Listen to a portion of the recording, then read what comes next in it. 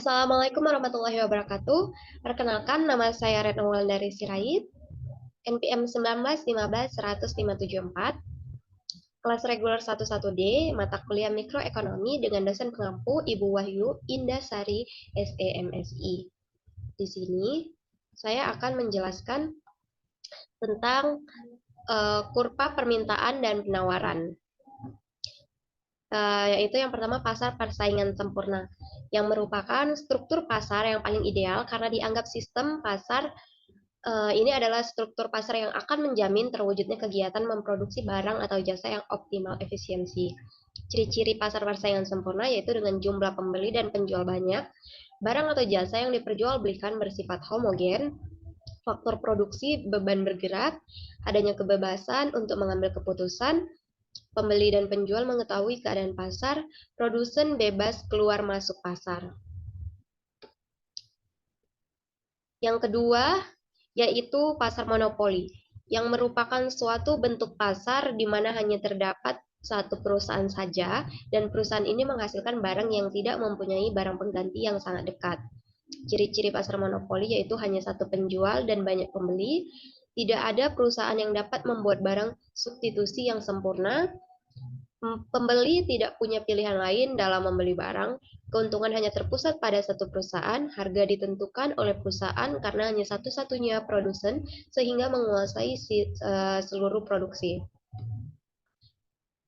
Kemudian itu pasar persaingan monopolitis, yaitu sebuah bentuk pasar di mana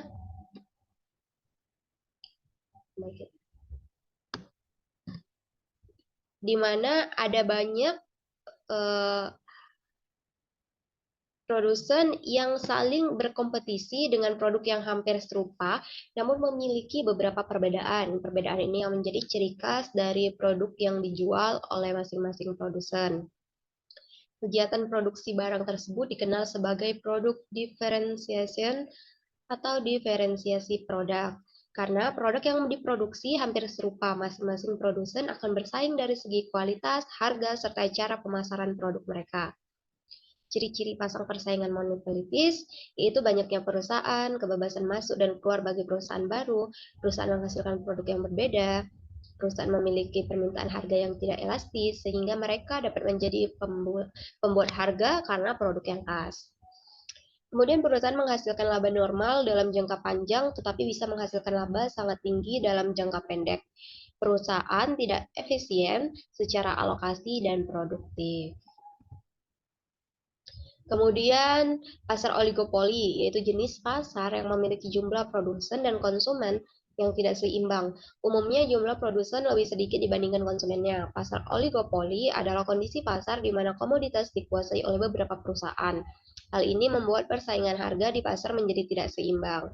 Ciri-ciri pasar oligopoli yaitu harga antar produk hampir sama, terdiri dari dua perusahaan atau lebih. Produk yang diperjualbelikan biasanya bersifat homogeni atau homogen ya, kemudian membutuhkan strategi pemasaran yang matang. Kemudian, bagaimana tingkat produksi mempengaruhi pertumbuhan ekonomi? Jadi, pertumbuhan ekonomi adalah kondisi di mana masyarakat suatu negara atau wilayah mengalami peningkatan pendapatan yang dapat disebabkan oleh kenaikan produksi barang dan jasa. Faktor yang mempengaruhi pertumbuhan ekonomi apa saja? Yaitu SDM, sumber daya manusia, sumber daya alam, kemajuan iptek, tingkat inflasi dan suku bunga, tenaga manajerial dan organisasi produksi, aspek sosial budaya.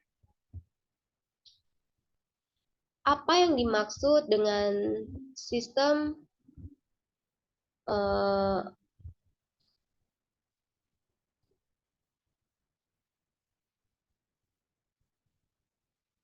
pasar bebas atau laissez-faire?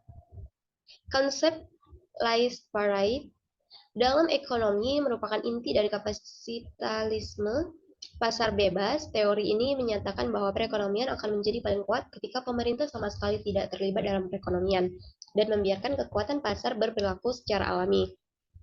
Asal-usul ekonomi laissez-faire dimulai pada abad ke-18 di Prancis selama revolusi industri.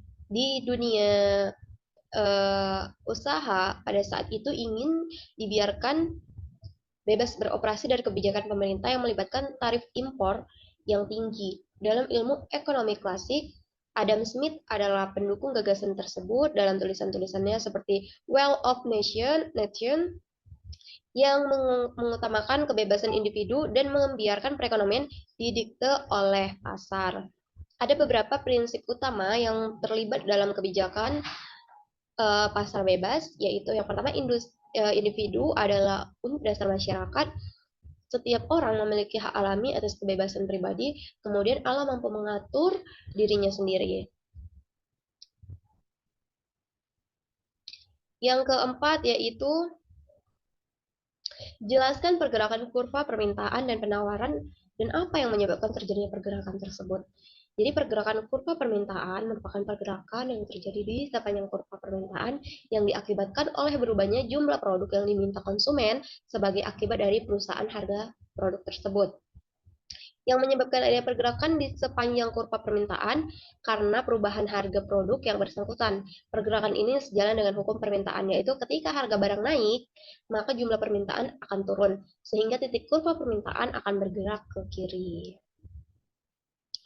Kemudian, pergerakan kurva penawaran merupakan pergerakan yang terjadi di sepanjang kurva penawaran yang diakibatkan oleh berubahnya jumlah produk yang ditawarkan produsen, sehingga akibat dari perubahan harga produk tersebut yang menyebabkan adanya pergerakan di sepanjang kurva penawaran adalah karena perubahan harga produk yang bersangkutan.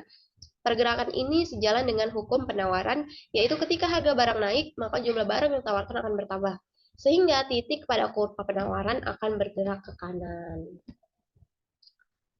Mungkin hanya itu saja yang bisa saya sampaikan, kurang dan lebihnya saya mohon maaf. Wassalamualaikum warahmatullahi wabarakatuh.